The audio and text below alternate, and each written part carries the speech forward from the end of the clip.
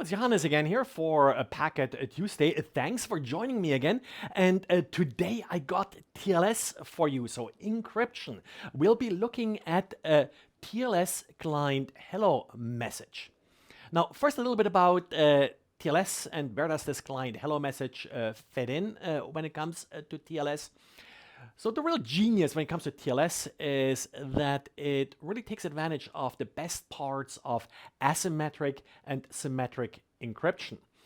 The advantage of asymmetric encryption is that it scales in the sense that I can send you all my public key, and then you can use that key to encrypt a message, send it back to me, and you can see each other's message because with the public key you cannot decrypt the message. Only I can do it with the private key.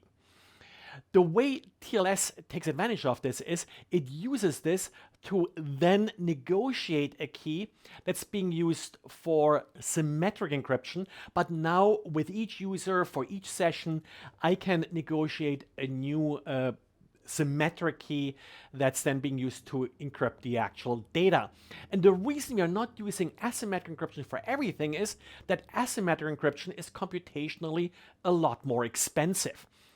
You sort of see this when you look at the keys. When you look at RSA keys, a good RSA key, we usually deal with 2048 and 4096 bit keys.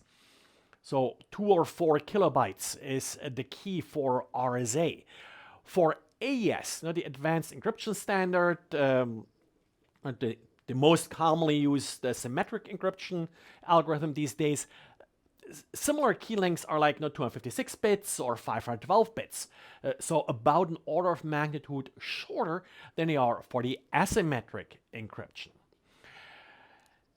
When I'm trying to establish a TLS connection, there are a bunch of parameters that I'm able to define and basically negotiate with the server.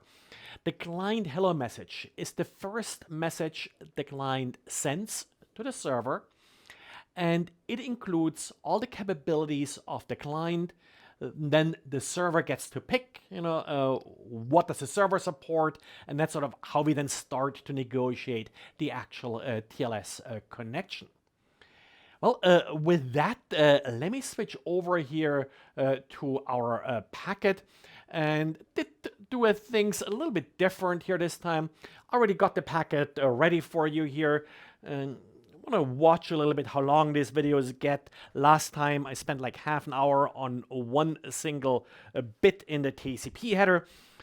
So I assume by now you know how to acquire a packet. And I did load it into Wireshark this time. The last few videos always used TCP dump, but here with TLS, we're diving kind of a little bit too deep into the application layer. So Wireshark makes a lot of sense here. But I do also still want to sort of look at the lower layers too and sort of do that sort of the hard way, kind of the manual way, where we sort of look at each individual byte. Now, since I already have it loaded in Wireshark, a couple things here. So I can go back here and say, oh, this looks like there is the do not fragment flag set. Here it is 4000 in the packet. Well, how do I know if I'm right? You just click on it. And then it highlights the corresponding fields here in that detail view. And here you see indeed the do not fragment flag is set. And the rest, the offset is 0. So that's kind of one thing. Or you say, hey, you try to find the source address but couldn't really find it. So you just click on it and now you see it highlighted here. Oh yeah, here it is, 10.5.1.108. So this is one thing in Wireshark. You can kind of use Wireshark a little bit as a flashcard system. Just acquire some packets, hide that or minimize that detailed view, and then try to figure out which byte the hex view is what particular field in the IP, TCP, or whatever header. But in more recent versions of Wireshark, they actually introduced a little bit a new feature. And let me switch to this. It's not usually enabled by default. When you go to Preferences and then layout. You can basically select for each one of these panes what's being displayed. Then we have our packet list, packet details, packet bytes. Now we also have packet diagram. Let me use the middle pane here for it. When you do this, you actually see a diagram of the packet and you see how the values already filled in. If they're not filled in your version of Wireshark, then right click and make sure that show field values is checked. And you can sort of disable that or enable that. So let's use that. Yeah? Let's walk through the packet here, at least through sort of the TCP header, and then figure out, what's going on here with this packet. We first have our Ethernet destination address, our destination MAC address. We didn't typically see that in TCP-dump. TCP-dump by default starts with the IP header. You can display the Ethernet header with the -XX option. So you use 2x's, 2 lowercase x's. That'll show the Ethernet header, but in Wireshark, we always get the Ethernet header. And the first 6 bytes in the Ethernet header, that's your destination MAC address. Then we have our source MAC address. And you may have noticed how it sort of tries to highlight the first 3 bytes first of the MAC address. The first 3 bytes are typically assigned to a manufacturer, a network card manufacturer. So that would tell you what manufacturer made that particular network card. It's also referred to as the OUI, the organizational unit identifier. That's what the OUI stands for, if I got that right. Okay, and then we got our Ethernet type, 0800. That means we got an IPv4 header next. And you see how we sort of see this here in this diagram. It already translated IPv4 here, that 0800. And if I click on it, it will also highlight it for us. I sometimes find this doesn't 100% work. Let me see. Yeah, it doesn't do it for the source and destination MAC address. This is still a relatively new feature, so I'll just sometimes see it add some weird characters kind of to the end here. So let's move on to the IPv4 header. Let me make the top window here smaller. Don't really need that for only one packet. So 4.5. 4 is our IP version. 5 is our IP header length. It's in 4-byte units. Everything in IPv4 is in 4 bytes. And that's sort of why 5 means 20. Our type of service or differentiated services is 0. Then we have our total datagram length. That's 239 in hexadecimal or 569 in decimal. That includes the IP header, the TCP header, and the payload. Then next we have our IP ID. It's 0 here in this case. And then we have our fragmentation flag, 4, meaning it's the do not fragment flag is set, and no fragments, no offset here. So the offset is 0, which also works well with the IP ID. IP ID 0 is usually used if the do not fragment flag is set, because that means we are not going to fragment the packet, so we don't really need an IP ID for this packet. Then we got our time to live, 64, our protocol 6 or TCP. Then we got our IP header checksum that only protects the IP header, our source IP, and our destination IP. So that's our IP header. Next, we move on with the TCP header. Our source port here is large, 62,000 something here. Then we have our, oops, sorry. I skipped around here. Yeah. You can tell when it starts with the F, it's usually something in the 60,000 range. Then 01 Bravo, that's for 443. So that's our standard HTTPS port. We're of course dealing with TLS here. Then we have our sequence number. Note how it up there says sequence number 1. Wireshark likes to display relative sequence numbers. So note how this is definitely not 1. It's F5, F6, D8, D2. Now that's a large number, much larger than 1. Same for the acknowledgement number. It's also large, but Wireshark always displays the relative number, not the absolute number here by default. You can turn that around, but no real need to here. Okay, then we have our TCP header length. That's the 8 here. So again, times 4. So 32 bytes for our TCP header, which means we do have some TCP options here because the minimum TCP header length is just like IP, only 20 bytes. So we do have, what did I say? 32, we have 12 bytes of options here, that if I calculated things correctly. And then we got our flags. 1.8, the 1 is the ACK flag, the acknowledge flag, we acknowledge something. Then 8, the push flag, and maybe one of these days we'll talk a little bit more about the flags here, but not too much happening with this right now. Then we do have our window size, 80 alpha, that's 2058. So that's how much memory I have left to receive data from the other end. This comes from the client, so this is how much memory the client has to receive data for this connection. But there's actually something called window scale factor. We would have to look at the SYN and the SYNAC to see what this is. It's not repeated here in this packet. So the actual window size may be larger than that. Then we have our checksum. Our urgent pointer, we of course talked about that we don't have an urgent flag here, so nothing really to worry about. And then we get our TCP options. Remember, we had 12 bytes for TCP options. 01, that's padding, that's a no-op. So we have 2 bytes here for padding, 01, 01. Then we have TCP option 8, which is the timestamp option, and that's sort of typically is the only option you really have for an established connection. During the SYN and SYNACs, that's when you have all the TCP options, because that's sort of when a lot of the parameters like window scale and such are being negotiated. But then later, once the connection is up and running, you may even have no options at all. Like here we do have a timestamp option. Total length of the timestamp option is 10 bytes.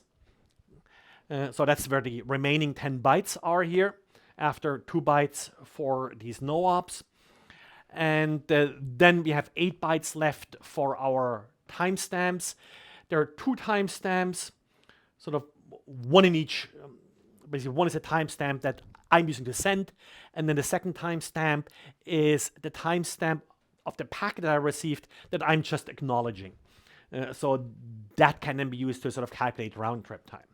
But anyway, so that's our IP and TCP header, but what's coming next is our TLS header.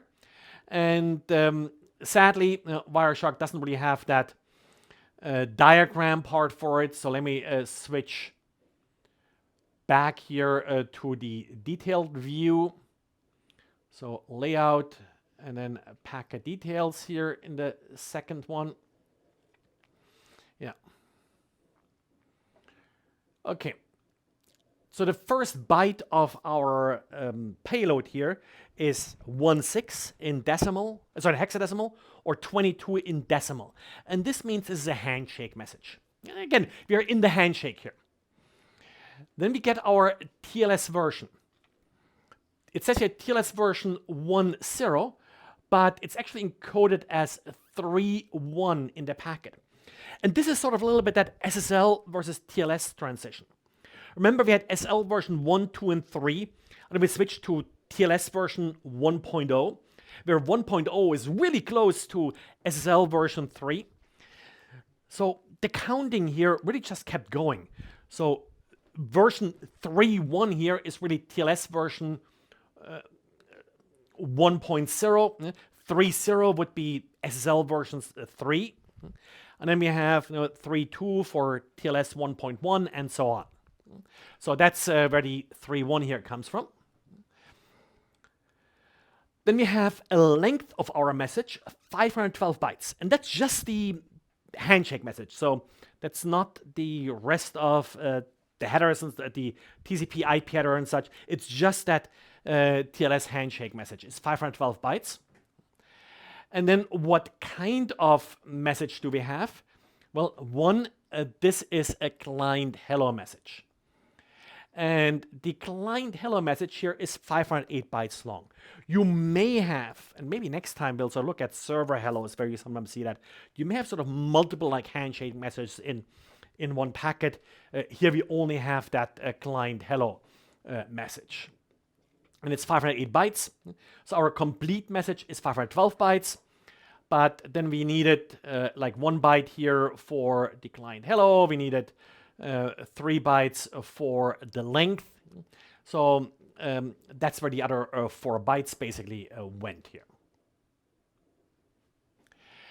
And now we have TLS version 1.2. And see here how this is 3.3. So 3.1 was 1.0. And 3.3 is 1.2. So why do we have 1.2 inside of 1.0? One nice thing about TLS is it attempts to be sort of backwards compatible. So it allows you to negotiate within sort of a wider range of TLS versions. And one of the basic principles is that if I'm using a newer version, well, some of the features may not work if I connect to an older client, but basically older server. But I basically just negotiate features here that we both understand sort of within the range of features that I'm allowing. And this, of course, allows sort of for maximum compatibility here between different clients, different servers. But it also has the potential problem of downgrade attacks, where a machine in the middle attacker would be able to basically strip out some of the parameters that I'm sending, and then the server will not use those particular extensions or such because it thinks I'm not supporting it. And we'll talk a little bit in a second how some of this is prevented. And then we have here this random, and you see how it talks about a timestamp here, and the timestamp is in 2093. Well, sorry, but I'm not from the future. This used to be a timestamp. And with that, actually, let's start looking a little bit here at RFCs. I have some of them up. So this is the TLS version 1.2 RFC. And let's look at the client hello here message. And you see here how it has the Unix timestamp 4 bytes and then 28 random bytes. This is how it used to be defined. And it was actually kind of nice. I used this once to kind of measure how well people's times are being set. But yeah, and then we all know that times are not really necessarily set all that well.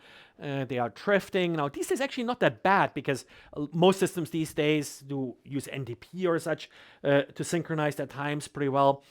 But we can't really rely on that. So it was really more or less just ignored, that timestamp. And then later, let's see, I should have the TLS 1.3 definition up here. It basically just defines these as, let me see if I have it here. Yeah, it's just a random 32 bytes. So no longer any meaning here in these bytes. Yeah, so basically take them as random. Wireshark sometimes still interprets them as a timestamp, but they no longer have any meaning. Okay, and then we have a session ID. This is just a random string, so more randomness here to identify this particular TLS session. And then we do have our cipher suite. So we have a total of 16 cipher suites. Now, for each cipher suite, we need 2 bytes to identify the cipher suite. So overall here, we have 32 bytes. And here you see your standard like AES.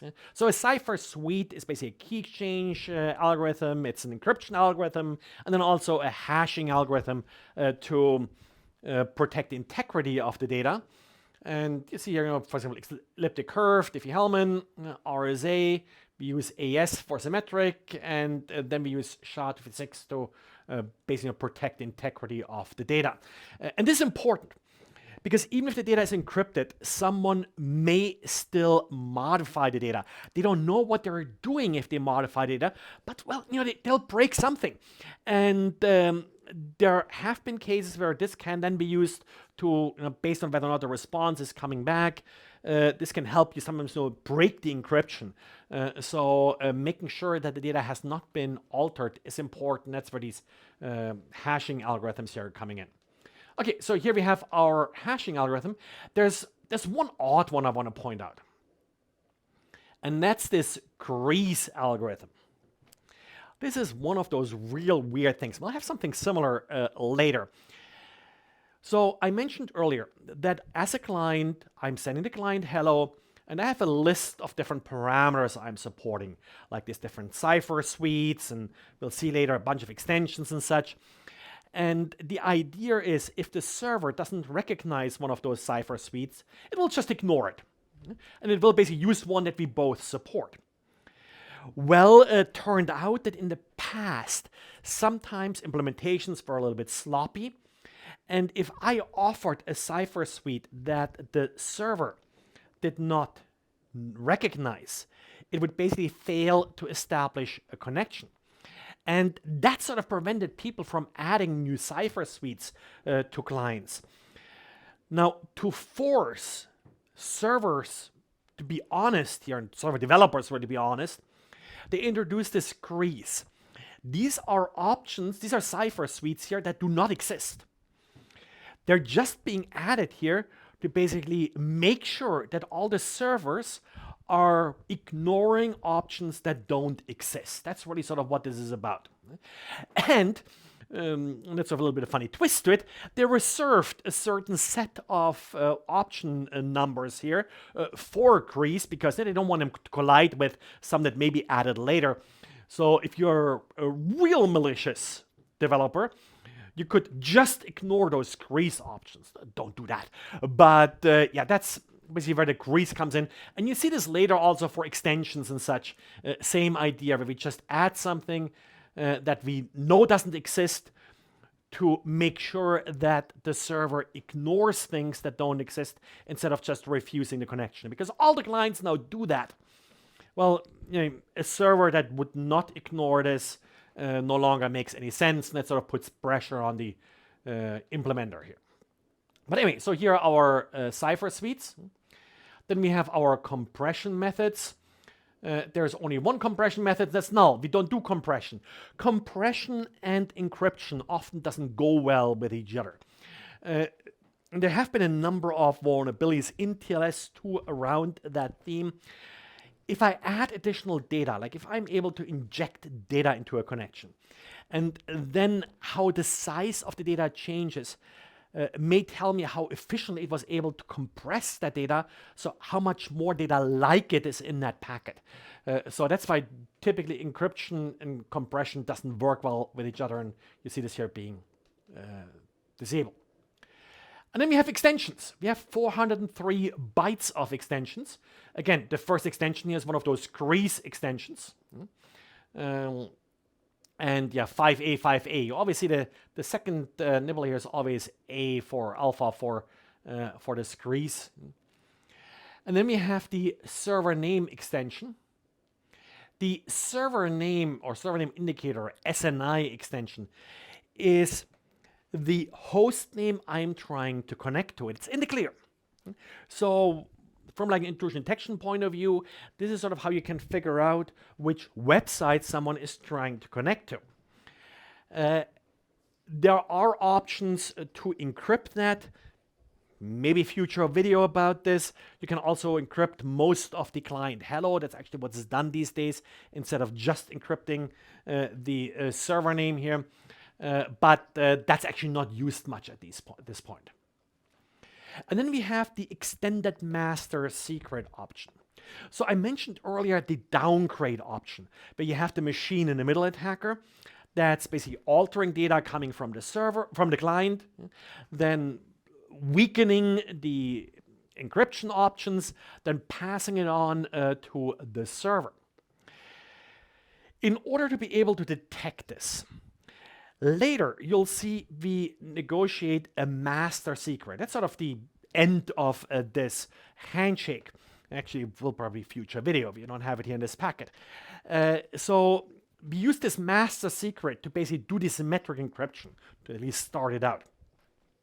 With the extended master secret, in addition to using that random secret that we're going to negotiate, we also add a hash of this handshake, of the client hello, server hello, certificates and such. So that way, if I send a different client hello than the server received, we have different hashes for the client hello, and same for the certificate.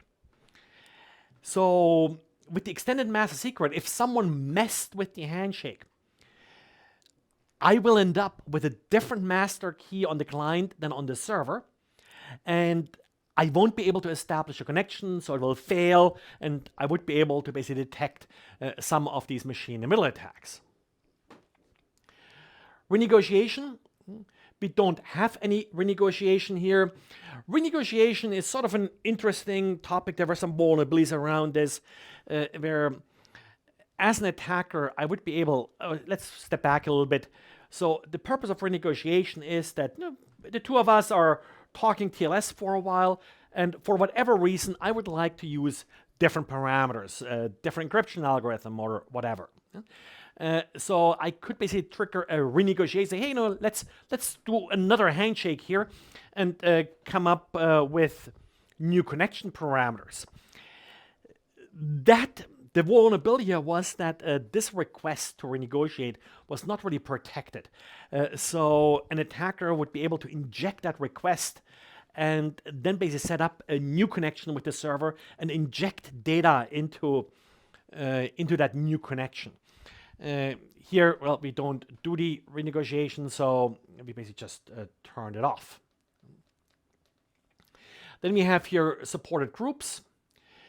This is for elliptic curve ciphers, where we have basically here what curves we're going to use, and then what elliptic curve point formats we're going to use. Again, we're not going to compress them. And then we have a session ticket. This is only sort of important then for things like renegotiation. We are not renegotiating here, so no ticket yet. And then we got the application layer protocol negotiation. As part of my TLS handshake, I can also negotiate what HTTP version I'm going to use. And what you'll see here is, let me expand this a little bit. My browser here offers HTTP 2 and HTTP 1.1. So basically, we are trying to catch multiple flies here with one client hello stone by not only negotiating encryption parameters, but also negotiating what application layer protocol we are going to use. And here HTTP 2 or HTTP 1.1. These are the two. And I've used Google Chrome here to send this, if I remember correctly. So that's, of course, what Google Chrome supports. You don't see HTTP 3 here. HTTP 3 is sort of HTTP 2 over UDP. That, of course, I'm already talking TCP here. So HTTP 3 is no longer an option here, even if my browser would support it. Status request. OCSP, the Online Certificate Status Protocol. That protocol is being used to check if a certificate is still valid. If you get a certificate these days, like most of us go to Let's Encrypt, it's valid for 4 months. There is a chance that over those 4 months, my private key gets compromised, or Let's Encrypt figures out that I somehow cheated them and got a certificate I wasn't supposed to get. So we need to be able to recall a certificate before it expires. In order to facilitate this, certificate authorities are operating OCSP server. It's a simple API, and I can send a request to it asking, hey, is the certificate still good? And what I'll get back is a digitally signed message by server authority that says, yep, that certificate is still good. And that message is now valid for some time that's shorter than the certificate lifetime. I believe it's like hours or so. Again, maybe future episode we'll look at those messages. That extra connection to the API, of course, that takes time. With this option, what I indicate to the server is, hey, server, you can send me that signed message as part of your certificate. Remember, that signed message is only valid for a shorter amount of time. And that's referred to as OCSP stapling, where we staple that message to the end of the certificate. So now the server will, every hour or however long this message is good for, connect to that API, get the latest message, and then append it to the certificate. That way I save myself that round trip to the certificate authority to retrieve that that message. And it's probably also better for their API to get less requests than they would get otherwise. So, okay, so this is basically what this means. We support this. That's really all this does. Then signature algorithms. Here you have our different hashes that we are supporting here for digital signatures. The signed certificate timestamp. Now, this is an option that really only matters for the server here, because we as a client, at least here in this particular exchange, are not sending a certificate. But the server is only allowed to use options that the client supports. So by sending an empty option here, you see length 0, we basically tell the server, yep, we support this. And then we have sort of a key share extension here. That key share can be used to continue sessions, restart up sessions, sort of a pre-shared key that we can negotiate. TLS 1.3 does that, and it's really a TLS 1.3 only option.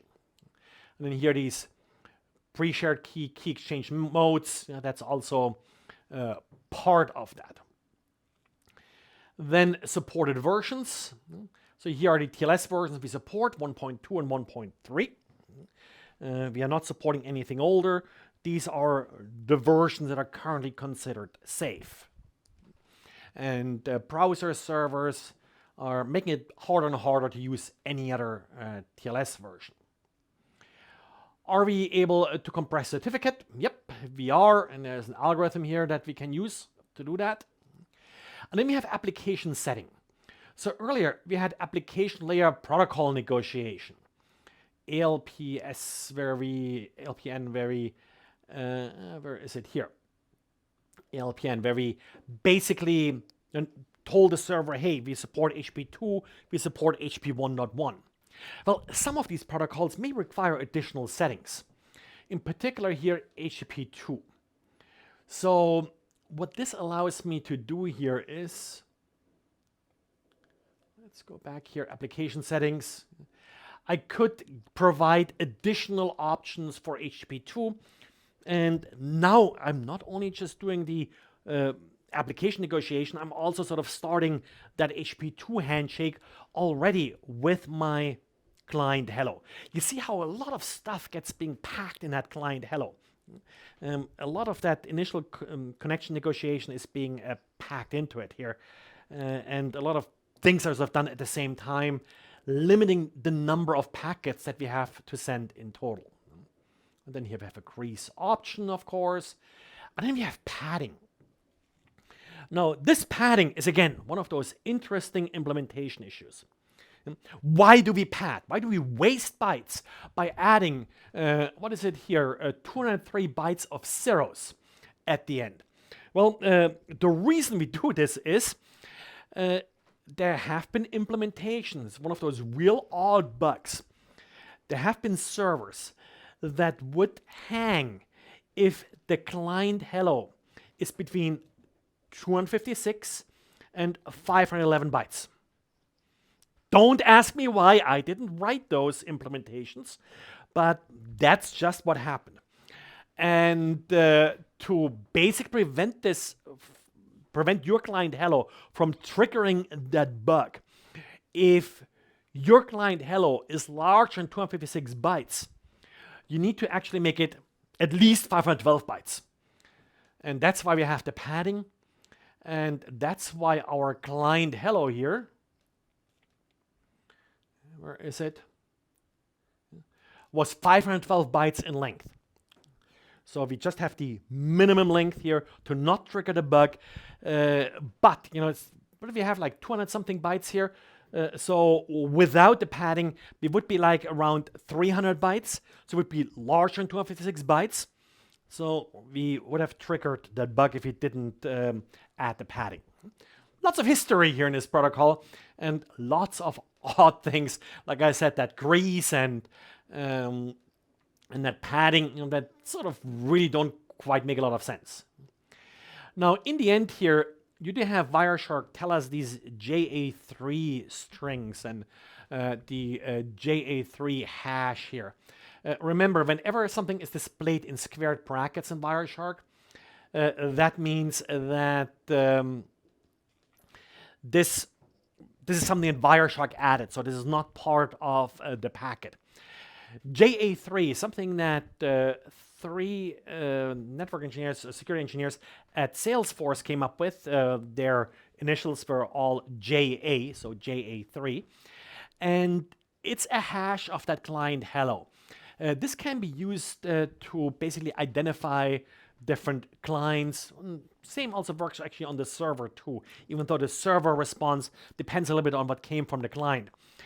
But this is often used for intrusion detection because certain browser versions use certain extensions, certain options here for TLS. You saw a bunch of different options here.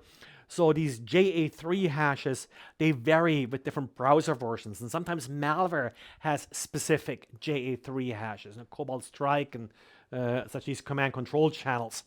And they can be identified here with that JA3 hash. So anyway, this is kind of the rundown of the client hello here.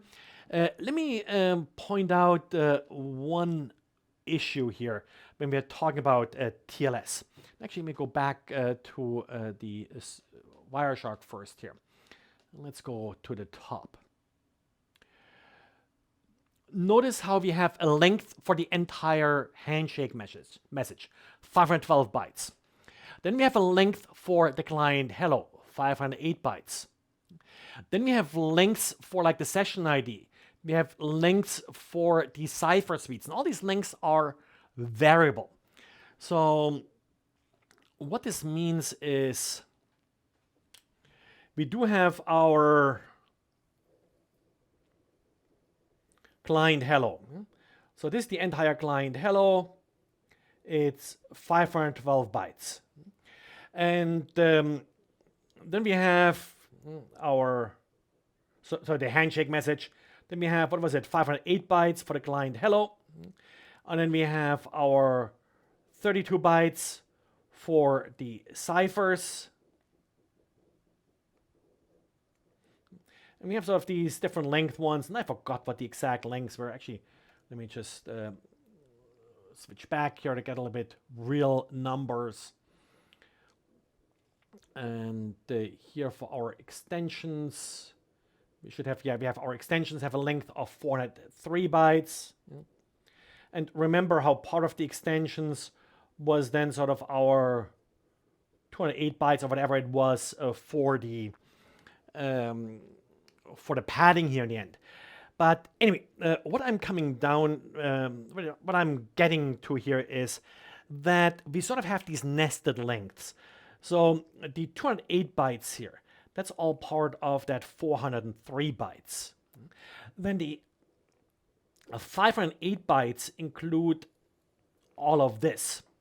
So basically 508 equals the 32 bytes for the cipher plus the 403 bytes for the extensions, and there were a couple other things here. And this here is 208 bytes for the padding plus, what does it come down to, 195 or something like that for additional extensions. What's the problem here? The problem is that all of these links have to add up. And bad things happen if they don't add up. And this is sort of a common problem historically with TLS. So let's say I'm sending you a handshake message. And I say the handshake message is 5 bytes long. And then part of the handshake message, I have a client hello that's 200 bytes long. That, of course, wouldn't work. But as implementations or libraries are parsing that message, they may say, oh, the handshake message only 5 bytes. Let me reserve 5 bytes for the handshake message. And then they say, oh, the client hello part here is 200 bytes, so let me copy those 200 bytes into the 5 byte buffer, leading to a buffer overflow. This has been plaguing different TLS implementations ever since TLS is around. This is not unique to TLS. This type of encoding is referred to as the ASN.1 encoding. You have that in a number of different network protocols, but you're trying to sort of, it's basically sort of one of those object serialization issues. You're trying to have these complex nested objects, really, all these different extensions and such, that you're trying to represent here in a byte stream. ASN.1, it's very efficient in that sense, but has some pitfalls in how it is being parsed. But anyway, so that's what I had for this client hello. Hope you liked it. And again, please leave me some feedback. We had some issues with our contact form, sadly. We have a lot of issues lately there with spam, and try to implement some spam solutions here. You may have seen like the Cloudflare turnstile, but sadly had some bugs in implementation. So we may have lost some of your feedback. If you didn't get a response from me, I tried to respond to feedback that I get. Sorry, please send it again. I really want to hear what you think about this, what other topics you would like me to cover. Server hello and certificate maybe next, maybe a little bit OCSP for TLS. Let me know. Let me know what you want, and please subscribe. Let people know about it. Like I always say, I do them because people watch this, because people listen to it. Otherwise, it's no fun just talking to myself. Thanks, and talk to you next Tuesday.